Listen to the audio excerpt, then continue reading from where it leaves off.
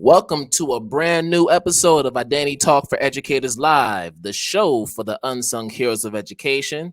I'm your host, Sarfo-Mensah. And if this is your first time tuning in to the podcast, I welcome you and I hope that you'll come back for future episodes after you love this one. And I'm guaranteeing that you'll love it because we have some great people coming on today. So before we get to the main event, if you're on YouTube, please make sure you hit that red subscribe button so you can get future notifications on new episodes of the podcast.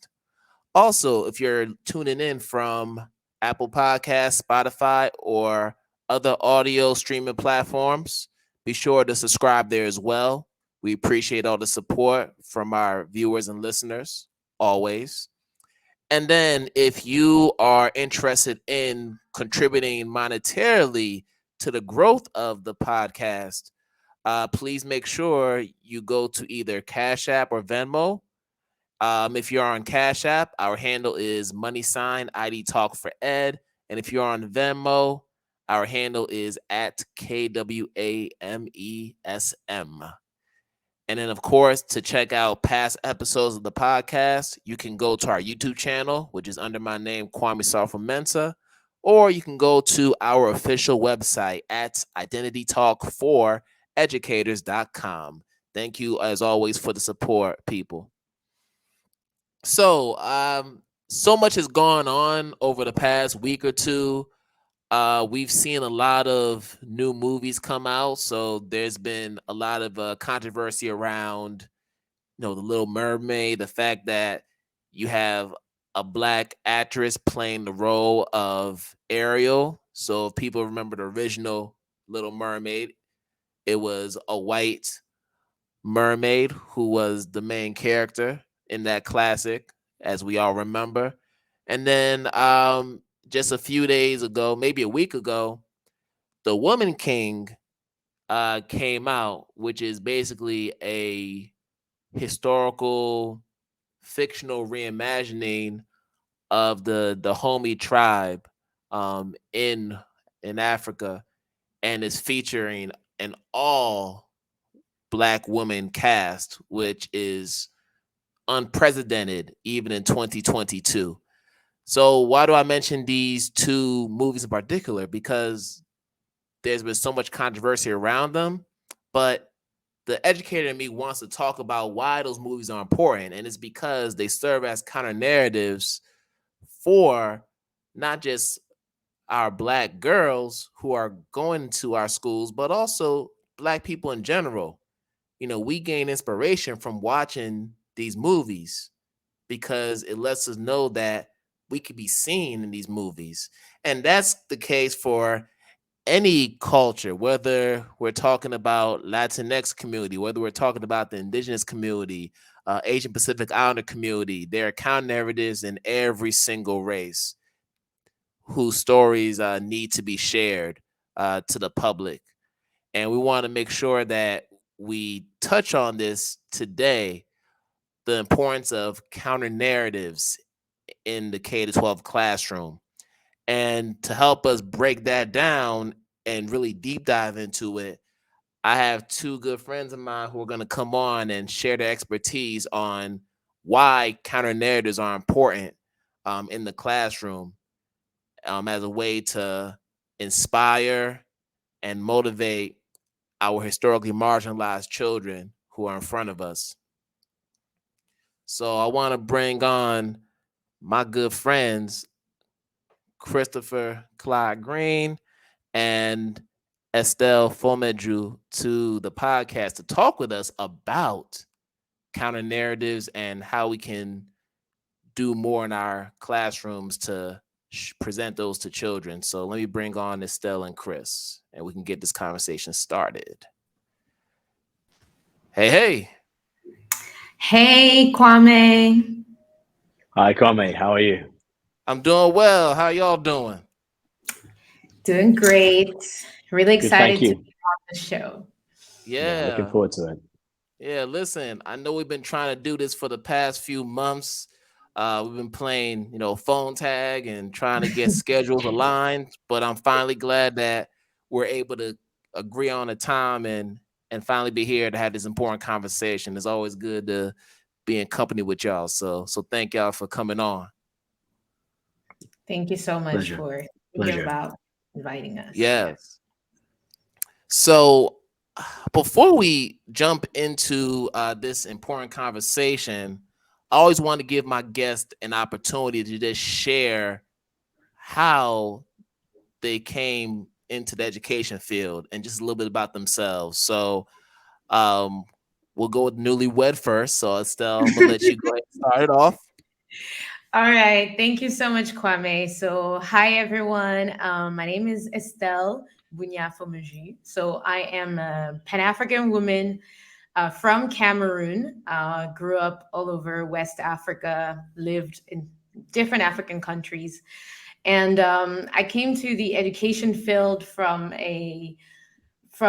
this determination to drive change on the continent and seeing how education had been a powerful force for opportunities in my life. I just wanted to be involved in that field to be able to provide the same, all kinds of opportunities for other African children and just children of the world.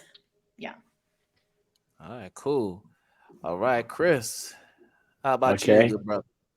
Okay, sure. I'll try a little bit of introduction about myself. So, basically, I'm primarily a literature teacher, and I love literature and arts at school. But my school was very rigid, right? But literature was about the personal expression and about the human condition, and so I really enjoyed being part of that setup, really. And so, a little bit of background about myself, about how I got into teaching, was I was initially doing acting, actually, and I did a theatre and education production.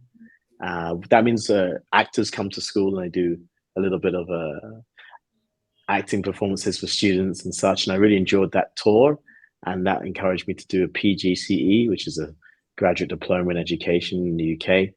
And I realized actually it was more enriching, more of a enriching experience than, I don't know, the prospect of waiting tables and then auditioning for stereotypical roles that I'd be presented with. And then many of the skills that I found in teaching were the same that were in acting. And as I said, my school was kind of rigid. So I wanted to try and find a way of helping my students I had in front of me explore the world beyond the four walls that they were in. So that's what keeps me going, really, as a teacher.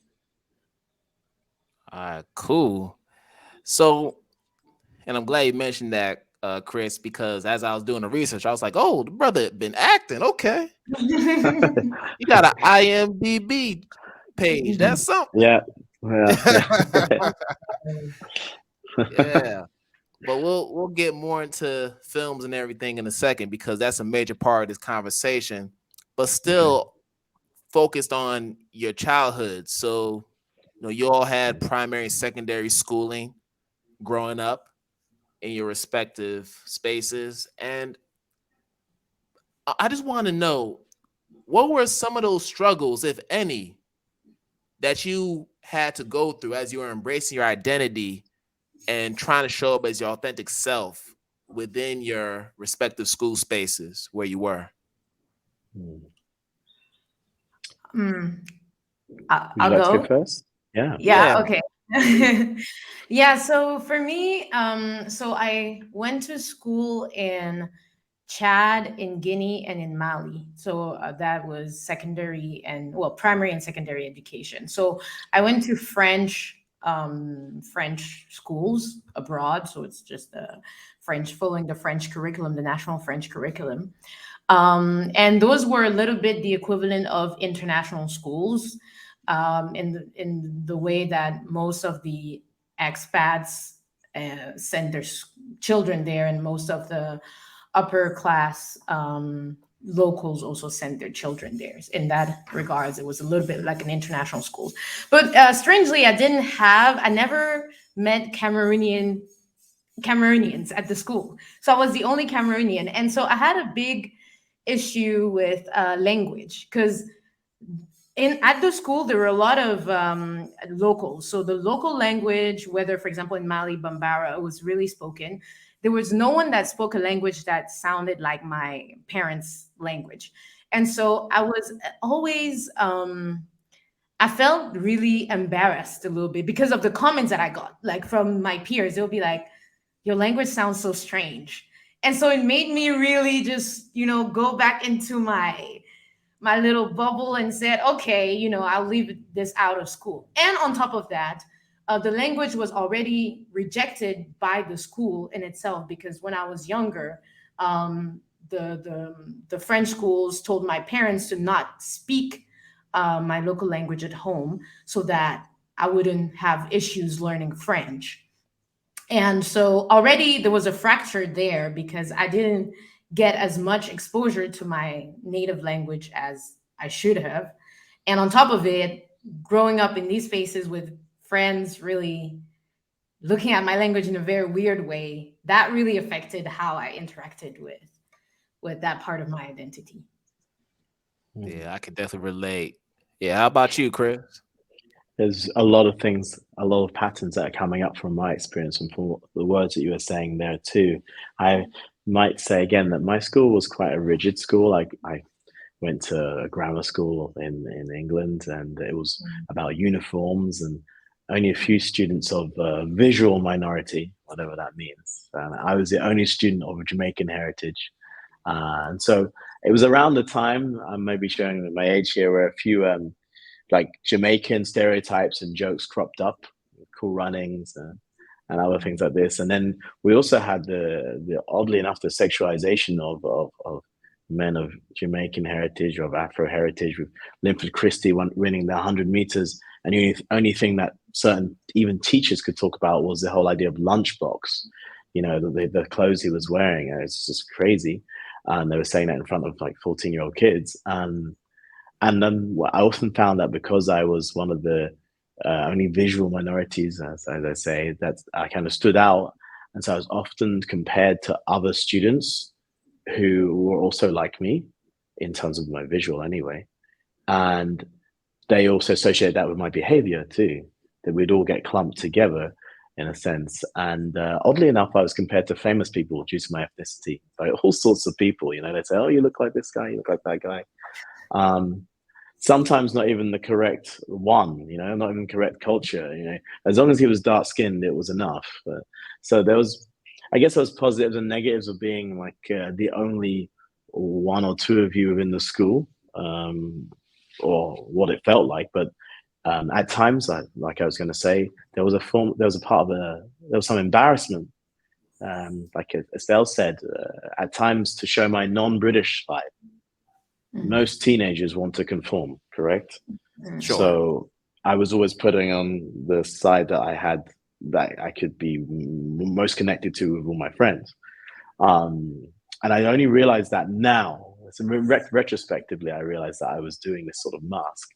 And there are few opportunities at my school, very few opportunities to discuss or explore identity and or diverse cultures. I mean, we had people within our school from all sorts of different cultures. It was in London, so we had Sikhs, Hindus, we had Muslims, we had people from all sorts of different backgrounds. But we had one or two events, like Diwali here and a celebration here. But then it was very, very tip of the iceberg, nothing else. Oh, why do they celebrate Diwali? Why are there 5Ks in Sikhism, for example?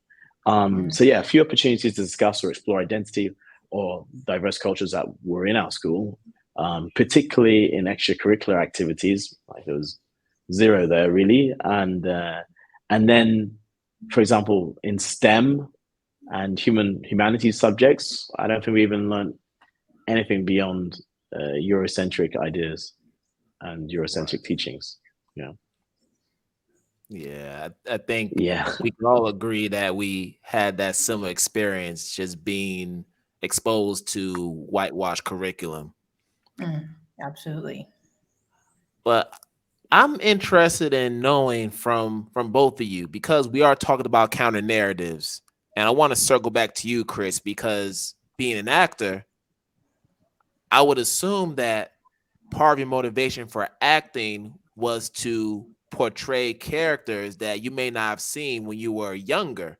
So I'm wondering, if there was ever a time, and this is for both of y'all, but starting with Chris, was there ever a time when you read a book or watched a film and you thought to yourself, okay, the main protagonist or just any character in that film or book is someone that I could see myself in? For me, not directly. And that was the reason why I wanted to get into acting. But my teachers often tried to pin a character onto me. There were so many characters that I could connect to, emotionally, perhaps, or through their feelings or through the experiences they're going through, from Holden Caulfield to Othello.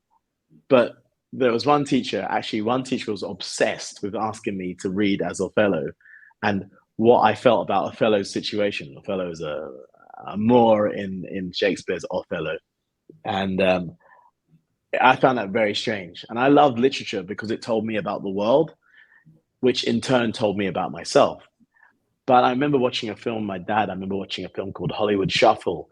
And it was Classic. right, very funny. And it's about a guy auditioning in America. He'd go into a room and everyone would look like him and they're auditioning for the same role. And I said to my dad, like, I'm gonna be an actor, but I'm gonna change that. I'm gonna change that. And there were times where it was working, and then it would work 20% of the time. 80% of the time, you were still in that room with the same people who look like you, playing the same role, and that can be really, really quite psychologically damaging. And you got to try and create your own counter narratives by getting down into the background, behind the scenes, and writing and creating and producing. And one of those ways of doing that, I think the foundation of that is through teaching people that not all black guys are this, or not all Indian women are that, or not all white men are this. And I think that's what got me into teaching more. That's when I was like, I'm starting too far ahead if I'm just going to do acting. I actually need to go back to where people get these ideas from, where these stereotypes are derived from, and then we can actually then create something that's actually positive for everyone. Yeah, for sure. I would say that I definitely, yeah, I can definitely relate. Although I did all my K-12 schooling in Africa, and you could think, with all the great authors that are there and filmmakers, that I would have been sort of exposed to that at school. But I went to, like I said, I went to a French school, and it's I didn't see in the curriculum any character that I related to. I mean, we had really classic French literature, which is great, but it's just I didn't relate. I think I related, like Chris said, emotionally, but not directly. But thankfully, I was also part of the drama club, and I was part of a lot of different extracurricular activities that had to do with acting and singing. And there we got to actually create a lot of our own plays.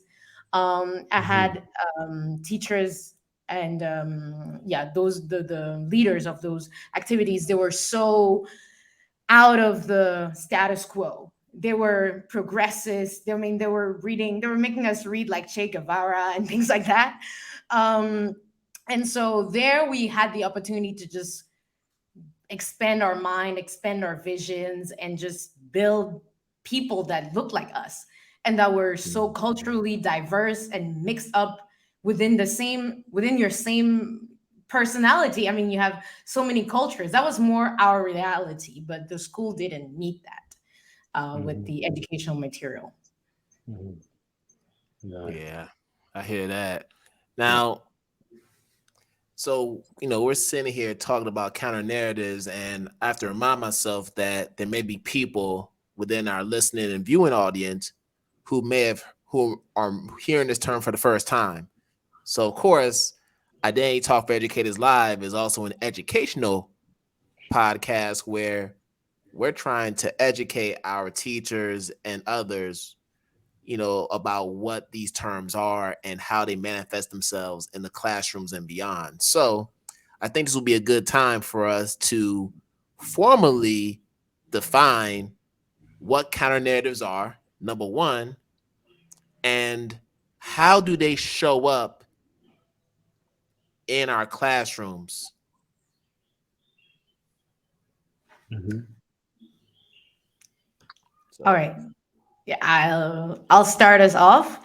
Yeah, so I mean, I'll define it in the way that I really understand it. Of course, you can go online and see a lot of very academic definitions, but in really how I embrace counter narratives, for me, first of all, it's a powerful pedagogical tool to reestablish the humanity and just some form of justice within the classroom.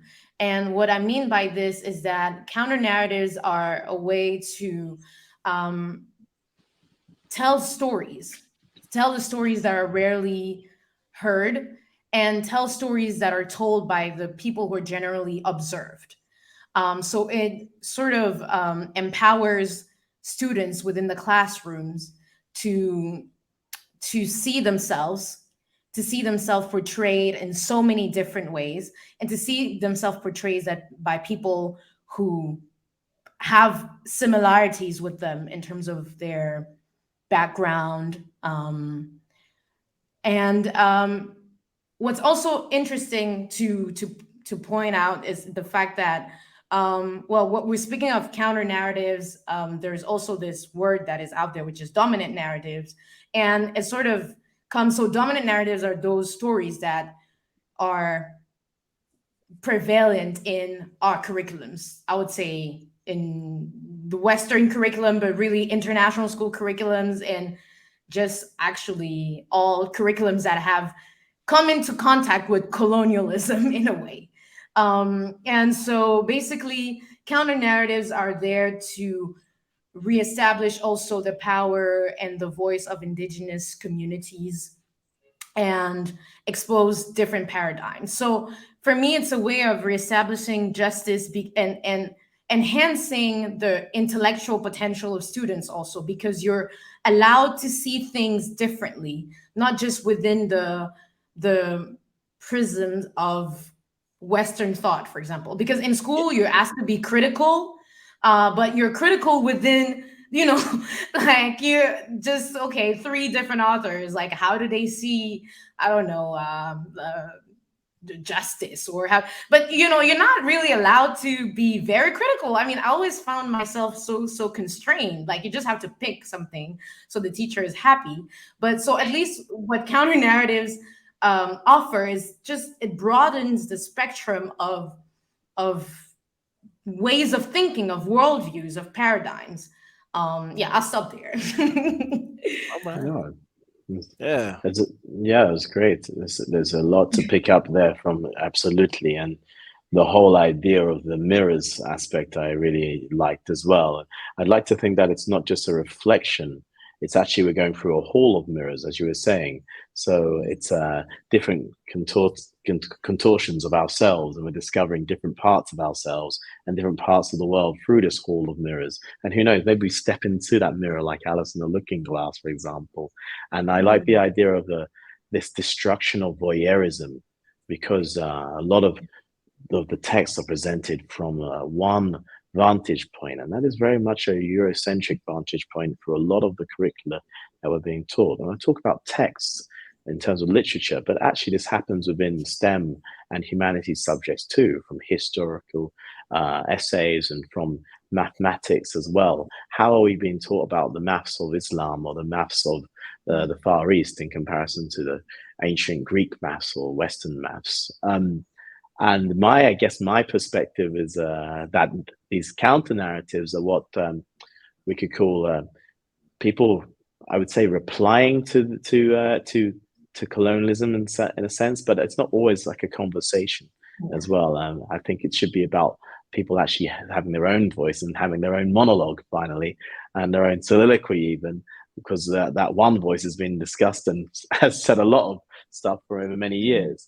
So counter narratives about people who are not usually written into the dominant discourse, as Estelle said, particularly within international education, which is dominated by Eurocentric ideas, because the majority of the people who produce the curricula are probably from the same type of schooling. We should probably do away with the counter aspect, I think, hopefully in the end, because we shouldn't be thinking we're fighting. In a sense, we're developing narratives. So as many vantage points are taken account of and are respected, in a way, are full of stories appreciated and told in that sense.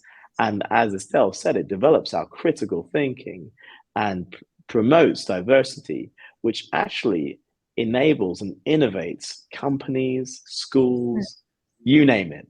So that is what counter narratives are right now. But let's just say we're developing narratives. So there are as many vantage points for us to develop ourselves. That's my take.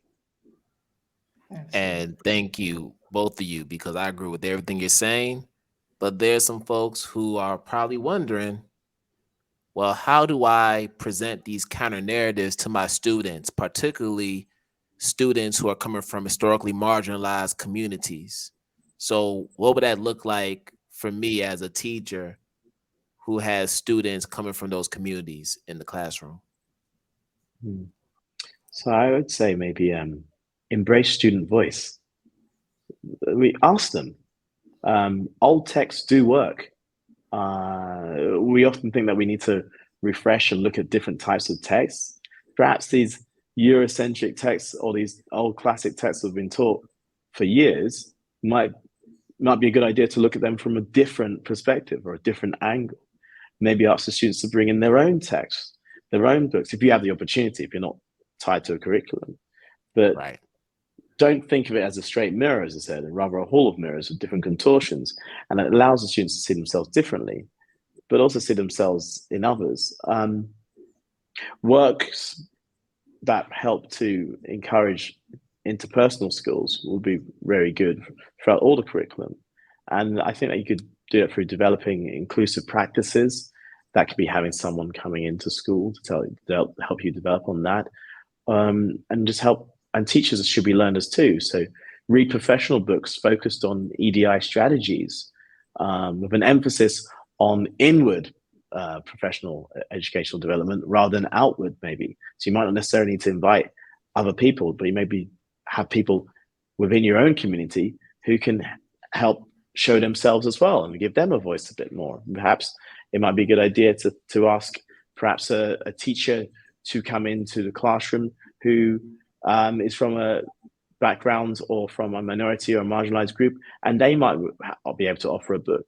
Or you can have whole school initiatives. For example, there's one called the Human Library. In the Human Library, everyone opens each other up. Basically, you go and pick someone, so it could be the teacher of maths, the teacher of English, and you can ask them, who are they?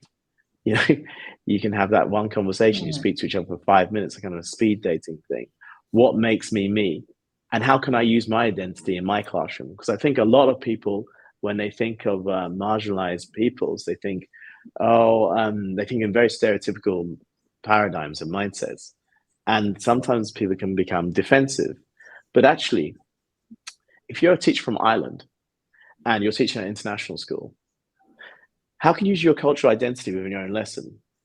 You've got a lot of cultural perspective that isn't just British education. You have things such as the troubles that your father could have been through. You have Gaelic history. You have, even further back, Anglo-Saxon, runes, all these different things. And I think that a lot of people think, is it just about the marginalized people? Well, you could be a marginalized person if you think back.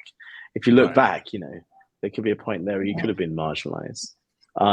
So yeah, relearning, having humility, asking students, embracing student voice would be a very important thing for me. And don't think that it's a straight mirror. Don't think it's going to be a quick answer, because it's not. This isn't a tick box thing. This is a consistent revolution, I would say. Absolutely.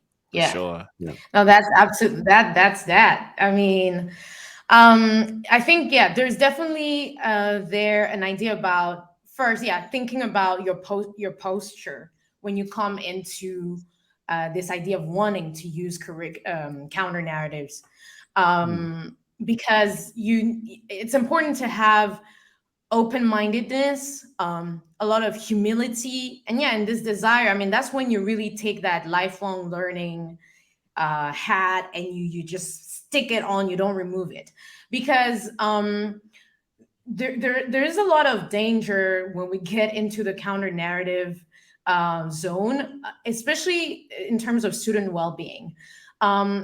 It's important to embrace the voice, your student's voice, but you can't do that if you not open-minded, because when a student will come with their truth or their identity, the response from the teacher, if they're not prepared, and if they're not, they haven't prepared themselves to welcome counter narratives, can be extremely detrimental. I mean, it can be detrimental in so many different ways. First, the student might doubt themselves, because they might think, okay, well, yes, we understand that, the teacher is not on the stage, but still there is this sort of there is this dynamic where you would tend to trust your teachers and what they say, and they still hold a lot of authority in a way. And so what happens is that when the teacher is not ready, the impact can be so detrimental. The student can doubt themselves. They can feel shame if the response is outrightly defensive from the teacher, and they can just never want to do it again. So it's the reason why I'm saying this is because I experienced this myself, being a student and bringing in just counter narratives. I mean, I wouldn't even I think they're counter narratives, but they're just other opinions on dominant narratives, coming from the perspective of people from Eurocentric scholars, let's say. Sure. Just bringing that into the classroom got me to receive a lot of backlash from a teacher. I remember it was in a course that was not in K-12 schooling, that was in at university level, but it was really bad.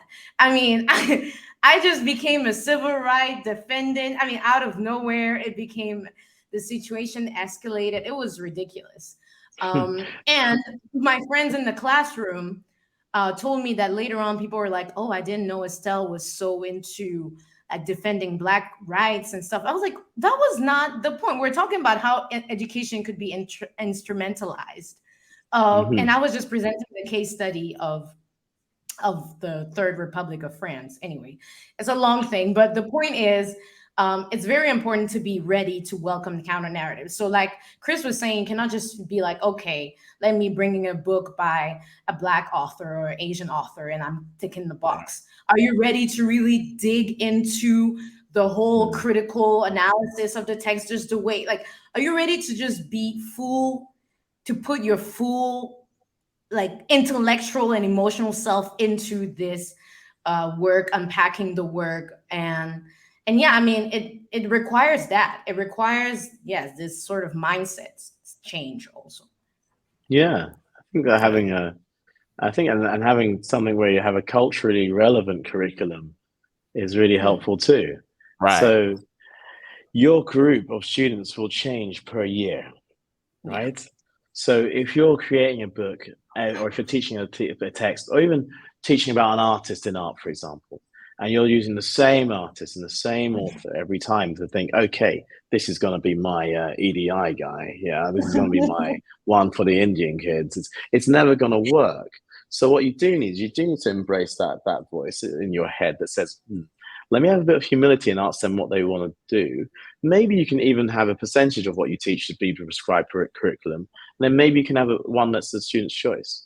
And then maybe you can find their parents as well. You ask other stakeholders beyond. Ask the parents what they want their children to be taught.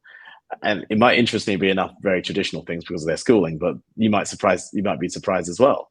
But I think it's really important for us to ensure that people can have the confidence to see that it's not just about a certain thing on our agenda they see on the television.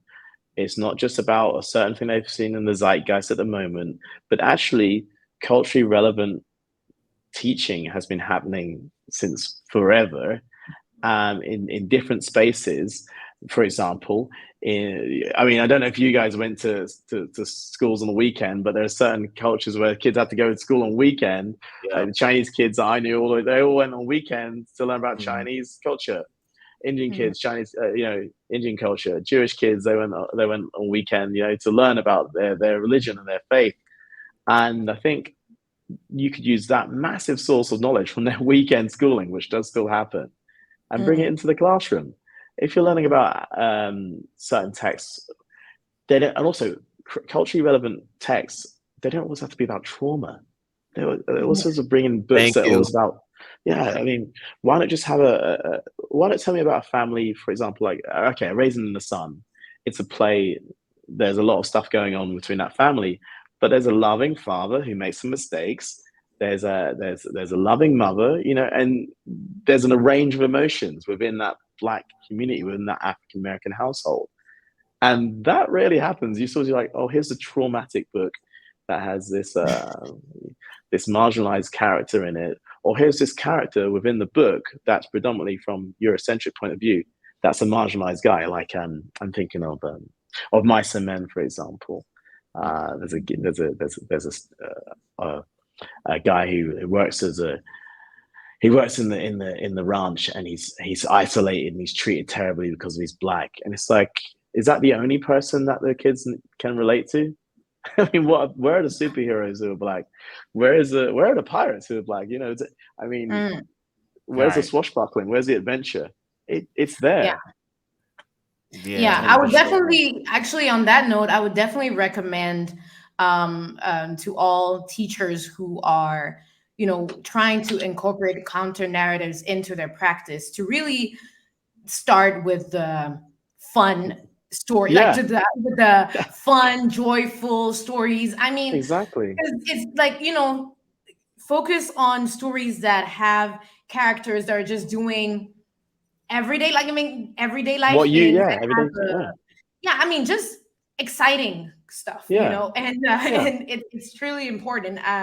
For example, me right now, I'm working on developing curriculum material, actually, with my consultancy for teachers, specifically on Africa. And my thing was to just start with, not with slavery, not with colonialism, but like, say, okay, if you're an arts teacher and you want to talk about architecture from around the world, what can I Mm. provide for you in terms of like Mm-hmm. material? Like, that's what I want. I want the beautiful, the like, so pick those stories, because it just creates like a positive self image for the child, first of all. So they're happy Right. that, we're talking about their culture. They're happy because it's a cool story, and everybody else in the room is going to be really happy. I mean, when you're a young child, talking about trauma and a very serious historical events, it's important, but it's also very emotionally, it's very, very draining, and it's hard to be in that space. It's hard for everybody, but especially more for children. So it's a good Exactly. idea to start with the positive stories. Yeah, it's definitely something that I would recommend. Mm-hmm. Yeah. Understand the stresses and traumas within the school that can create that trauma too. Because once they leave your classroom, the story doesn't end there. Yeah. The other students will be asking questions, and they'll Hmm. Yep. try and use them as a font of all knowledge for Yeah. everything concerned within that one community. I don't know what happened between in the Nigerian Biafran War. I mean, I'm just a Black kid from South London. Why do I need to be the font of knowledge for this? And that can put pressure on them as well. Mix it up is what I say. Yeah. Yeah. All great points. Woo, y'all just bringing this knowledge in. Yes, yes, yes, yes, yes. So, I like what was mentioned about the fact that culturally relevant text doesn't need to derive from a perspective of trauma, because that's what we see quite often. So, most popular Mm-hmm. example being that whenever we see Black historical texts, we always start from the enslavement period, Yeah. but we don't Why? talk about like the positive things that have happened throughout history, like those Mhm. narratives. So, given what we said earlier, what are some things that teachers can do to just develop a positive sense of self in their BIPOC students within the curriculum, regardless of what subject matter they're teaching, whether they're literature teachers, whether they're math, history, art, science teachers? What can they do within their curriculum to develop that positive sense of self in students? Is it just within curriculum, or could it be within their manner and things like this? Or Yeah, all of that. Yeah, we're okay, accounting if for it's, all of that. Yep. yeah, avoid cliches and stereotypes. I've got an example. For example, they were teaching about corruption in human geography, and this girl, she told me, came back to me. She said, the only thing they talk about my country, yeah, every time they talk about my country, they just talk about corruption. That's all they ever talk about is corruption. And it's really interesting because, okay, maybe from a human geography perspective, there might be a lot of corruption, or what the West deem to be corruption, because there are definite forms of corruption within the West. I'm in Switzerland right now, and it's like avoid the cliches and the stereotypes. And for example, Equatorial Guinea could be one of the most beautiful countries, for instance. Why not talk about the physical geography aspect as well as the human geography? I'm not criticizing that country in terms of human geography either, but I'm saying I think that one of the things that some teachers lean towards is stereotypes and cliches. So I think if you do that, that gives a positive sense of self.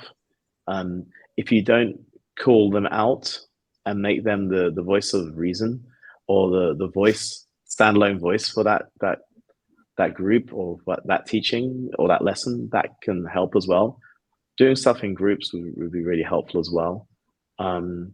There's also techniques, silent conversation, we call it, where you go around the room, maybe you see a series of photographs, and there's a post-it note, and students just put their thoughts. So that helps people have a more confidence if they are talking about something to do with their own community. Also, you can use technology. You can go home. We're on a podcast right now, and a kid could record a podcast about a historical episode in their own culture.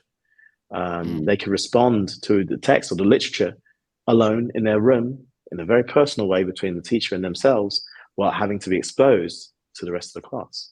And that might be a really resourceful thing for them as well. A therapeutic thing too. I hear that. Yeah, for Absolutely. sure. Yeah, no, those are great ideas, definitely. Yeah, I would say like Chris mentioned, dropping the stereotypes, and also avoiding essentializing the students. So what I see a lot happening, especially in international education, is this thing with nationalities. I don't know. I mean, I think maybe I don't want to go into that too much because I don't know what people think, but I just have this feeling from talking to students that nationality matters, but it's not maybe as much as before that your nationality could. I don't know. I just feel like there is more. I mean, there has always been more Yeah, to it's deep. an individual than their nationality. Yeah, it's deeper than that. And so I think that teachers tend to, I mean, make that generalization, I mean, that those links between a specific aspect of your identity and what you think, how you act, who you are, and so on and so forth. So that, I mean, so it's more than just the stereotype, is this idea of, even for a positive think, like a positive aspect, just stop making assumptions overall about the students' identities within the classroom. Um, Mm-hmm. and another element that would be very helpful on top of everything that Chris has said and has shared, which are absolutely like amazing ideas, to be frank. I would recommend making sure that you allow students to also grow within their identity. I think that right now there are a lot of pressures on this generation, but a lot of pressure to define who they are. And I feel like from a young age, you should be able to have a lot of room. I think I'm going back again to this idea of essentialization, but is just allowing them to have the space to develop their identity, to incorporate different cultural elements from what they see. So it's important. I mean, then again, yeah, it's just going full circle. The exposure to counter narratives, to a lot more of this, is important because the child is still forming their identity, just still developing a positive sense of self. So yeah, the main thing would be, yeah, stop essentializing, drop the stereotypes, and yeah, and open up the child's perspective, with ensuring, yeah, dignity and respect and everything that you're bringing into the classroom in terms of material and in terms of just speakers or any just intervention within the classroom. Yeah. Right. For sure. And even just adding on to that, just within the context of international education, so often we talk about our third culture kids, right? So you have third culture kids who may have spent more time in other international countries than they have within their home country. And as a result, they've adopted either the language or even just the cultural traditions of the different countries they've lived in outside of their home country. And as a result, they could feel ostracized from their own country because of their unique experience traveling and living in multiple countries. But what if we were to look at that from a positive standpoint? What if we were to look at that as a strength, an asset? Like, wow, you've traveled all these places. You probably Yeah. multilingual. Maybe you're not able to speak your native tongue, but you're able to speak all these other languages. So I feel like counter narratives could be a place where we can affirm students like those who have had unique upbringings growing up. Yeah. They'd say like you're I think definitely counter what a British politician once said. She said, if you're a citizen of the world, you're a citizen of nowhere, or something like this. I think that's that's trying to muster up this sort of nationalistic, jingoistic nonsense. And I think it's very important for us to realize that there are no borders, really, in the end. So, I don't walk over a place and see a line. Chad is a square, not because the people in Chad wanted it to be a square, So we need to think about these people who are in transition or in bigger transition than the rest of the world. And I think teenagers are in transition a lot of the time. I thought it was very interesting with what Estelle said about allowing students to grow and to regenerate and to come into another class with a different opinion. They're constantly going to be in this way of this revolution of changing and think about themselves, whether it be sexuality, whether it be a cultural identity. You've got kids who dress differently on different days, who speak different languages to their parents, who speak different languages to their friends, who speak different, we've all code switched before, right? Sure. Had to code switch for your parents to your friends, that sort of thing. So I think what you were saying there in terms of counter narratives, it really does allow students from an international background absolutely to realize that they're not a third culture kid, they're a cultural kid. Thank you. They're full of culture. And they've got the literature, the language, but then also it helps. They've gone deeper into culture where they're able to transition and bounce into different courtesies and manners from different countries, to be friends with different people. They probably built a lot of leadership skills from having to deal with different kinds of people.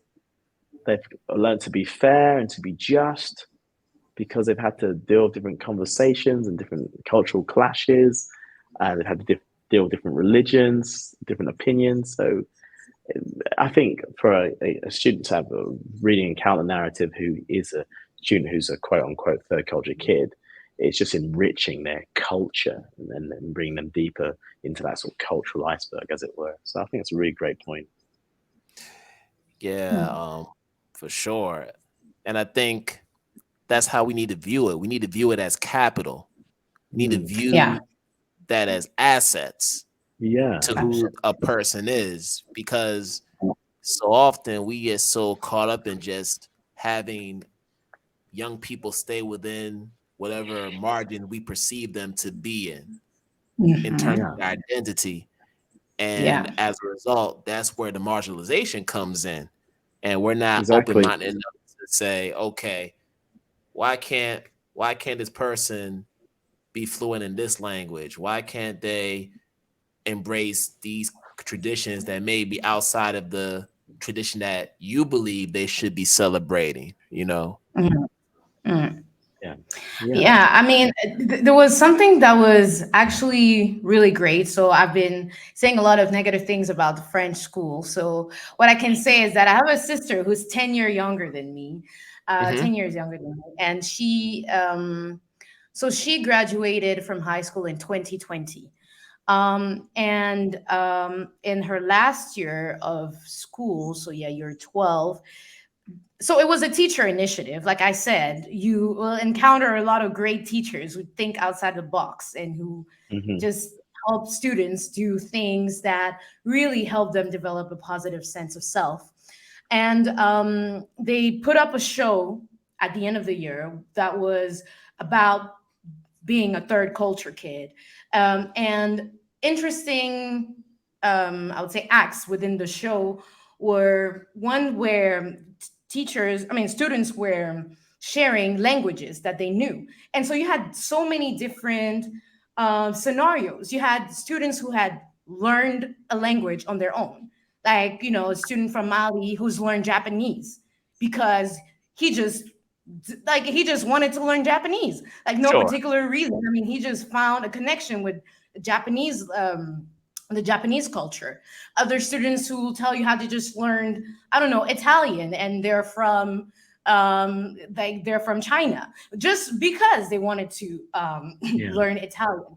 And another thing also was children speaking. So they did the whole presentation on a particular theme in their native language. So my sister presented, and they had another student who was translating in French because most of the audience spoke French. So they were doing a live translation in French. And so it was so powerful because all the parents were there.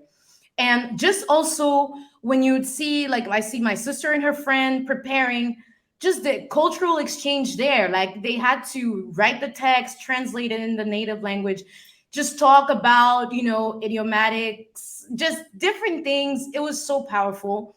And it just showed how broad the world is and how open the possibilities are.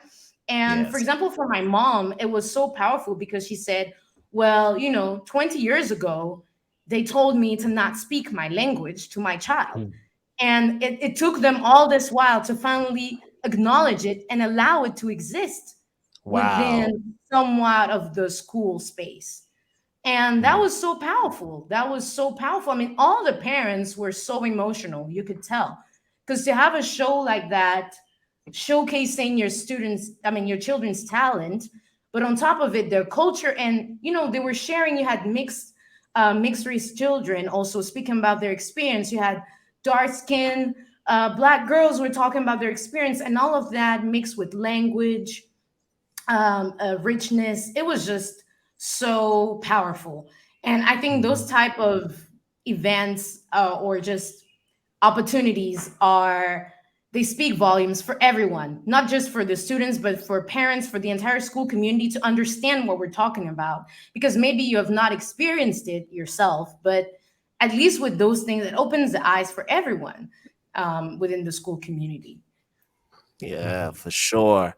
And we could talk more and more about this, and there's still so much to unpack because it's such a dense subject, this Yeah. idea of the counter narrative. But I want to finish us off with this before the lightning round.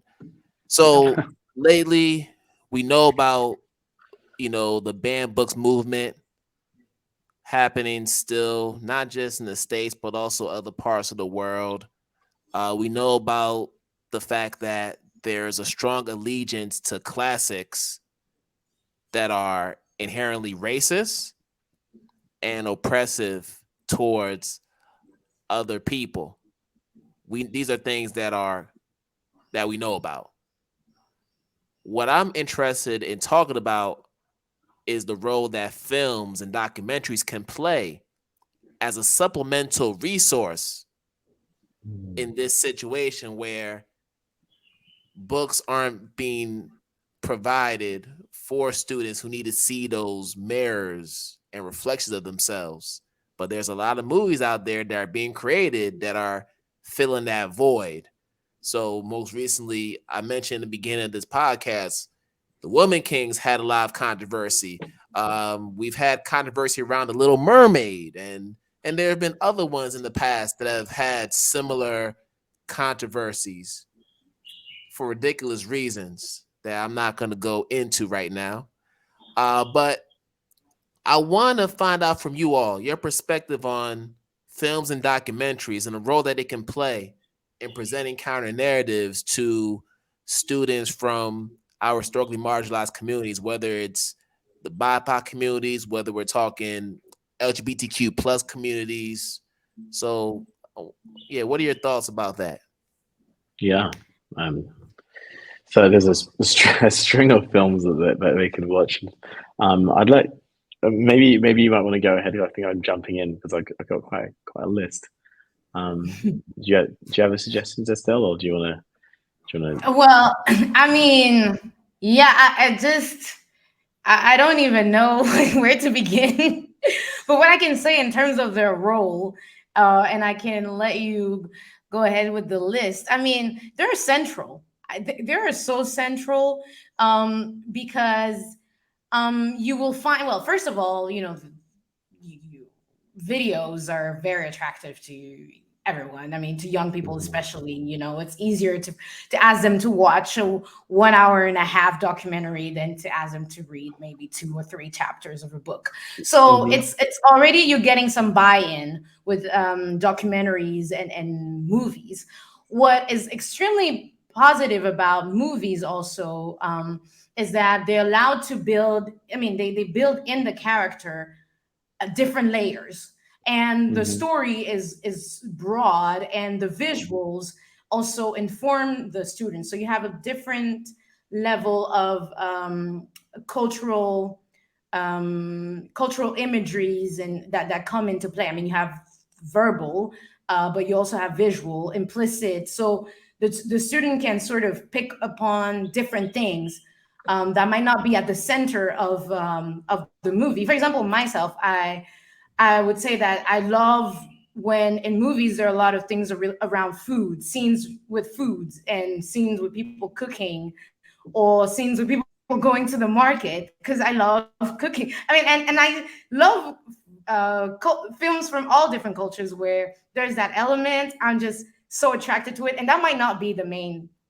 topic of the movie, of the central thing that the movie is discussing. So it provides that sort of broad spectrum of cultural knowledge, and so they're super powerful in that sense. And what's great is that you have a lot of opportunities to explore, like we said, the positive images, the positive stories, or even the traumatic stories. You can find movies that portray them in a fun way, or in a well, not that was a little bit weird, but in a ways that is multifaceted, and that shows how well the BIPOC of minoritized group reacts to some of these scenarios. So not just from the sad, appalling posture, but from the complex way of being. I mean, in the face of a situation that is difficult,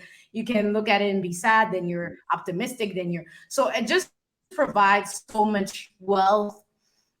So they're definitely central, I would say. And we have so many opportunities now with so many streaming options and so many ways to provide those for students. So I would definitely recommend teachers jump into that. And the last thing I would say on controversies is that I'm always very surprised that, movies, I don't know how to say that very briefly, but there are movies where you don't get that much controversies. For example, if you take a movie like 12 Years a Slave, sometimes you find that people are very happy and excited to show movies like this. And it's so, it tells us a lot to see that a movie like The Woman Yeah. King or Ariel is going to get that through the controversy. Yeah, I'll stop there. That's a really great point. I wonder why. It's repeating the narrative that they want that some people are comfortable seeing, which is kind of disturbing, that would be comfortable seeing the enslavement of a marginalized person. But it's maybe it's something that is hidden in the depths of their being, but hopefully not. But I do think it's very interesting how there are some narratives that can be repeated and repeated, and that's probably what happens with repetition. It becomes numb. The numbness. People are shaken by films that show a different thing that ruptures their thought process of what certain people's were. So they might be like, "Oh, I expect. Why is there a black family eating on a table? Why isn't there a slave situation? Or why isn't the KKK burning down their house or something like this?" It's like why aren't we seeing these common tropes within the filming? And I think it's very important just to add that films can help kids in terms of inclusion. Not all kids are fast readers. Not all kids are good readers. Films can help those sort of readers catch up, and it can help them also visualize and see what books can provide for them as well. Audio books can be really useful too. And usually, let's say in terms of patternicity, marginalized groups often have children who might be from backgrounds where they don't have the opportunity to read at night, where they might not have the opportunity to be read at home by their parents because of historically marginalized groups will have power structures that don't offer that sometimes to them. Maybe also they might be coming from different cultures where storytelling is done in a different way. Yeah. In a beautiful way, but in a different way. Yes. Oral tradition of India, the griots of West Africa. There's all these different kinds of elements, but he doesn't read enough. It's like, well, he doesn't read 500 pages of prose written in 18th century English. Okay, that's not him reading enough. But look, see him do something else, see him write that poetry, see him do the spoken word, he's can run rings around you. But in terms of films, sorry, I was going up on one. Go-Go is a happy film. It's a documentary. I don't know if you've heard of it. It's about an old lady, a 94-year-old woman. She joins her grandchildren as the oldest student at their primary school in Kenya. Oh, I heard about that. Yeah. Yeah, so it challenges access to education, Kenyan culture itself, and it looks into ageism. Why can't she learn at that age? So it's a really beautiful documentary, and it shows that she takes the bravery and has the empathy to go for it and to give it a go. There's an Arabic film, Saudi Arabian film called Wajia, and it's about a Saudi girl. She'd do anything to get a green bike or something like this. And it's just an interesting film because it's shot entirely in Saudi Arabia, entirely by a Saudi director. We listen to gender studies, and I think that's really good and a refreshing take, because a lot of the time we have the same narrative from the Middle East, and they're really they're showing in the news a lot of things happening in Iran, for example, with the hijab wearing and such like this. But it's an unfortunate situation. But women are marginalized everywhere and in extreme situations too. And I think it's a good idea for us to show that women also, in Wajia, for example, there's gender studies and gender issues, but it is also done from a Middle Eastern woman, directed by a Middle Eastern woman, about a Middle Eastern situation. I think it's important for us to recognize that too. The West love to vilify the Middle East, and it's interesting how we are already commenting on what Liz Truss is wearing, for instance, in Britain, rather than what she does. So no, I want to put that out there. Also, there's a film that I showed my students called Feeling Through. It's a short film It's a late night encounter between two very different people in New York City. A teen who's quite a troubled teen. He's in need, but he meets a man who's deaf and blind, and he guides this deaf blind man to the deaf blind man's date. The deaf blind man is going on a date, and the actor really is deaf and blind. It's a really great film called Feeling Through. Just two more, okay? 14 Peaks, Nothing is Impossible. It's a great documentary. It's on Netflix. It's about a Nepalese mountaineer, Nimsa Purja, I think his name is. And he climbs all the 14 peaks, all the 14 8,000ers of the world. And he does it within under 7 months, in fact, which is better than anyone else. And all the Europeans who climbed it are obviously quite sore about this. And they say, oh, it's because he used oxygen. He was assisted. But he did it because it was about national pride. Because a lot of the time people said, oh, who helped you climb Everest? Oh, my Gurkha. The Gurkha never had a name. And he gave them names. He gave his whole team a name, from Nepal, these guys climbing together. So it's really enriching. And then the last thing is an LGBTQ documentary, and it's about an Aussie rules footballer. It's on Amazon. It's a girl called Taylor Harris, and it's about the challenges she faced in her career. She is a blonde bombshell, quote unquote, and they want her to be fitting within this paradigm for this, Aussie rules kind of crowd. She's a lesbian, and she's a proud one too. And that creates a whole lot of controversy as well, right? So she doesn't fit within their sphere as well. And I think that's helpful as well for some girls of European descent, who think that maybe like, oh, I'm not marginalized, or why don't I see myself on TV? It's like, well, Kick Like Tyler is a really good film for that sort of thing as well. So it's just showing a different angle to that as well. We're forgetting things like Moonlight and Blue is the Warmest Color as well. I think those are beautiful films too. That's my list. Yeah, that's a really powerful list right there for sure. So thank you, Chris, for those recommendations. Listen, we've had a great conversation, and we could honestly go on for hours because there's so much that we could cover on this where we just don't have the time to cover it. It's just that dense. But I do want to end us off with the lightning round, and this is going to be a super quick one. Okay.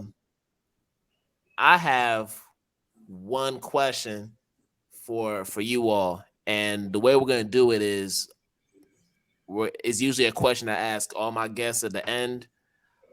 If you can invite 4 influential figures to dinner, dead or alive, who would they be? And I'll let each of you to invite 2 people from your party. Oh.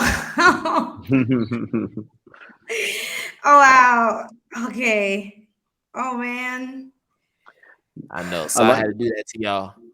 I like the idea of someone who is like transitions between many different cultures, and someone who had basically had to be a third culture kid while on the throne. I'm going to go for Cleopatra. I'm going to invite Cleopatra. Strong female. She's in Egypt. She's having to deal with 3 Romans, Mark Antony and the other 2. How did she use her charisma and her power to create this world, that safe world for her people, despite the Romans trying to encroach upon her people? And obviously I'd like to ask her about the art and the culture of Egypt, because it is the Greeks and those guys, they stole from Egypt a lot of resources and ideas. So I think she'd be quite an interesting woman to talk to. Yeah. You got another one? Oh yeah, I'll go on. You go. Okay, so I'll invite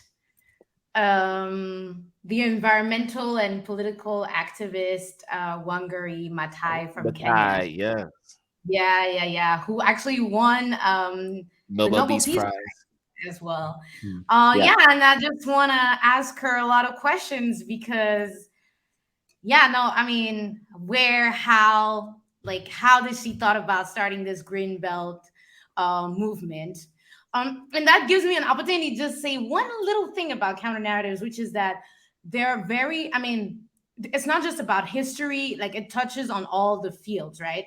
And it's also, I mean, we know how BIPOC and indigenous community are often left out of this fight for a greener world, environmental world, although they've been the ones who were initially very active in preserving some of those spaces that we have today in the world, and that, you know, a lot of big Mhm. corporation now wants to go ahead and preserve without them.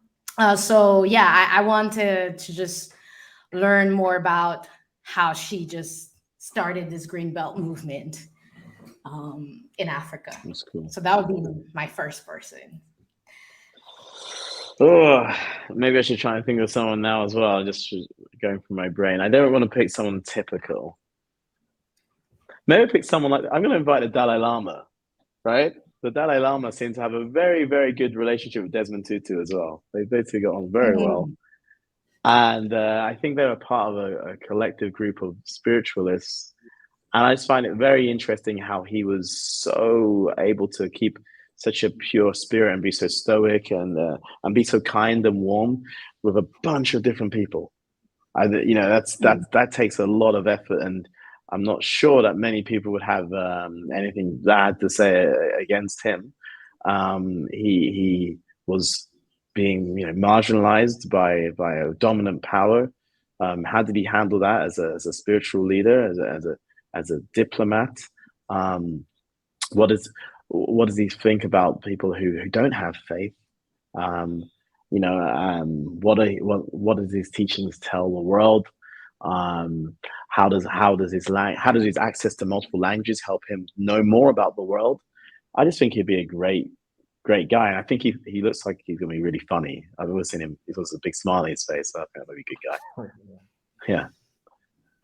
All right. Nice one. And so to counterbalance that, I'm gonna invite as a fourth guest Thomas Sankara. So Thomas Sankara from Burkina Faso, Yeah. because he's a military. I mean, he's a military man, you know, and he was the president of Burkina Faso. But that is when we talk about essentializing.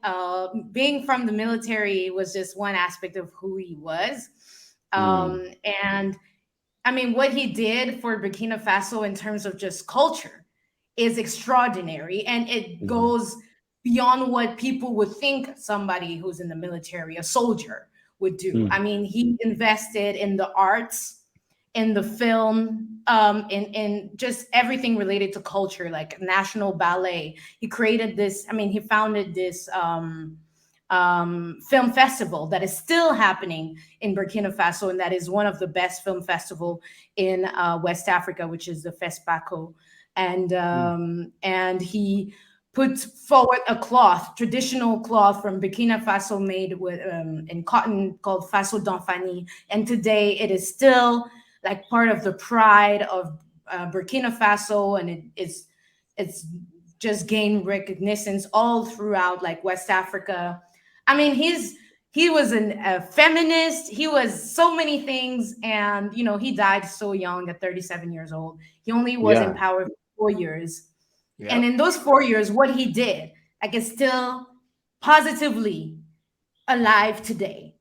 Mm. And I just wanna, yeah, I want him to chip in and just enhance our knowledge. Yeah, it'd be interesting talking to him and the Dalai Lama about kind of like pacifism Exactly. and revolutionarism, revolutionary Yeah. Marxism and such. And also he's 33, wasn't he? Like when he came into, I think he was in his early 30s Yeah. when he Exactly. was. Imagine being 33 and being like president of Burkina Faso. Like, how do you Yeah. manage that? That's Incredible crazy. guy. Yeah. Mm. In Yeah. a time of, yeah, neo-colonialism and all of that. Yeah, yeah. Yeah. But ooh, Brilliant, that's entertaining a dinner. powerful. Yeah, that's a powerful table. Real powerful table. Y'all did a good job with this one. No, thank you. Yeah, y'all did a good job with this one. But Thank you for listen, the opportunity. yeah, no problem. But Chris and Estelle, thank you so much for coming on. As always, it's always great to connect with the both of you. But of course, I want to give you all an opportunity to just share how people can connect with you on social media, um, I know Estelle, if you want to shout out Tissi, this is a good chance to shout out Tissi. And Okay. then Chris, whatever you're doing, feel free to share what's going on with you or what's coming up. Okay. All right. So I founded a consultancy called Tissi. So that's what I do. That's how I'm involved in education. So it's a consultancy in education for social change. Because yes, Thomas Sankara inspired me a lot when I was a teenager. And it still inspires me. So I'm a bit of a revolutionary. So you can find TC, yeah, you can go to tcconsulting.com. I think that's like the easiest way to get access to me. And then on LinkedIn, just type my name, Estelle Bougna Fomeju. I accept everyone. And yeah, those are the main handles, I would say. All right. And Chris. Okay, so for me, I'm Chris Clyde Green on all handles. So from LinkedIn to Twitter, Chris Clyde Green. I will be actually doing a talk at the IB conference in The Hague, a breakout session, in fact, on how we can incorporate EDI strategies within the literature classroom. How can we bring the world to our classroom? So that's coming up on first week of October, I believe. So October on Saturday, actually, on Saturday, I got the date correct, just in case anyone is interested in coming along. That will be on Saturday, the 8th of October in The Hague at the IB conference. I'm not sure which room, but that should be quite entertaining. I'm also going to be joining the Anti-Discrimination Task Force for International Schools the 15th of October at the wonderful International School Geneva here in Switzerland. We're bringing a host of schools from around the lake and the Swiss region, and we're going to be talking about how we can unify schools to help tackle anti-discrimination and anti-racism and EDI strategies. So that's what I'm currently doing for the next month. I look forward to writing a bit more on this concept. I look forward to podcasting a bit more, and I found this to be such a wonderful and enjoyable experience. So thank you so much, Estelle, and thank you, Kwame, as well. Yes. Yeah. Can I, Kwame, just say thank Yes. you as well? Yeah, thank you so much. And I also wanted to add that TC is working with some of the schools and organizations Yes. involved with the task force. Yes. So we are working with Ecolint, myself and Estelle Hughes, who's my twin from another mother and from Yeah. she's my oldest sister and my twin. But no, we've been collaborating on teacher professional development in the realm of that inclusion through diversity, equity, and anti-racism. So that's what we offer to different schools, and that's how we somehow involved in the task force as well. And we're also working on a book. Definitely, that's we understanding that to provide counter narratives and to provide those resources. It's important for us to be part of the movement by writing, by creating. I didn't say much about that. I mean, I'm also a singer and a musician, so I'm also bringing You do so some. much. So Yeah. much. Renaissance woman, yeah. Yes, of course. But Yeah. yeah, using all these different outlets to just keep up the movement going. Yeah, it's our time.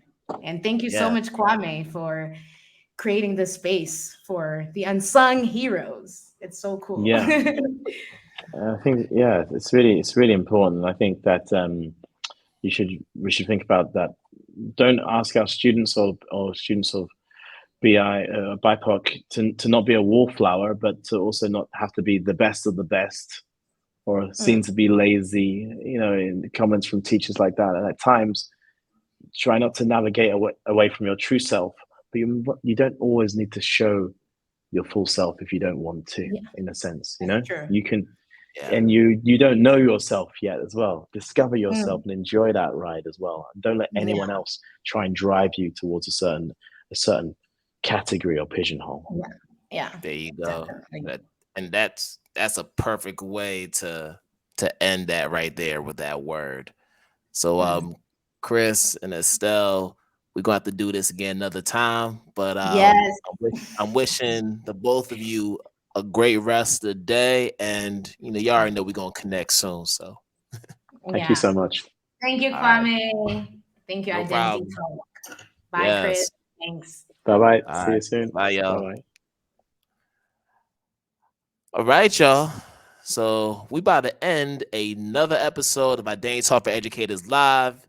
And as always, wish you all good morning, good afternoon, good night, wherever you are in the world. We're gonna do this again another time. Peace out, y'all.